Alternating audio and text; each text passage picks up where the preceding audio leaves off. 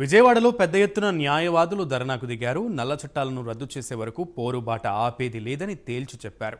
గతంలో ఉన్న చట్టాలను రద్దు చేసి కొత్త చట్టాలు తెచ్చామన్నారు. కానీ వాటిలో 90% పాతవే ఉంచారన్నారు. పోలీసులు, పాలకులకు అధికారాలు కట్టబెట్టేలా ఈ చట్టాలు ఉన్నాయని ఆరోపించారు. వెంటనే ఈ కొత్త చట్టాలను రద్దు చేయాలని డిమాండ్ చేశారు.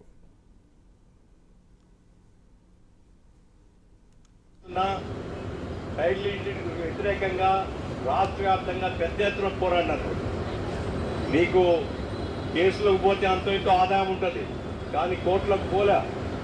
రోజుల తరబడి రోడ్ల మీద ఉన్నారు. రాష్ట్ర వ్యాప్తంగా అడ్వకేట్ కమ్యూనిటీ కొట్లాడింది కాబట్టే ఒక గొప్ప ప్రజా చైతన్యం వచ్చింది. ఆ టైటిల్ డీడ్ యాక్ట్ నేలమట్టం అయింది. వలస పాలకులు చేసినటువంటి చట్టాలను రద్దు చేస్తున్నాం.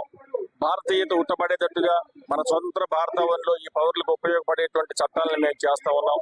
సత్వర న్యాయం చేయడానికి, అంతేకాకుండా విక్టిమ్స్ కి హక్కులను కల్పించే దానికోసం పెరిగినటువంటి టెక్నాలజీని ఉపయోగించి మరింతగా అభివృద్ధి చేసేదానికోసం విచారణ కానివ్వండి, ఇన్వెస్టిగేషన్ వీటన్నిటికి సంబంధించి అని చెప్తా ఉన్నాం.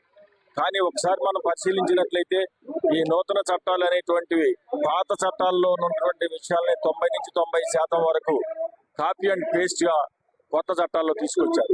ఇది చట్టాల పేరును మార్చి, చాప్టర్లు మార్చి, సెక్షన్లు మార్చినంత మాత్రం నూతన చట్టాలు కావు అనేటువంటిది కూడా మనం గమనించాల్సిన అవసరం ఉన్నది.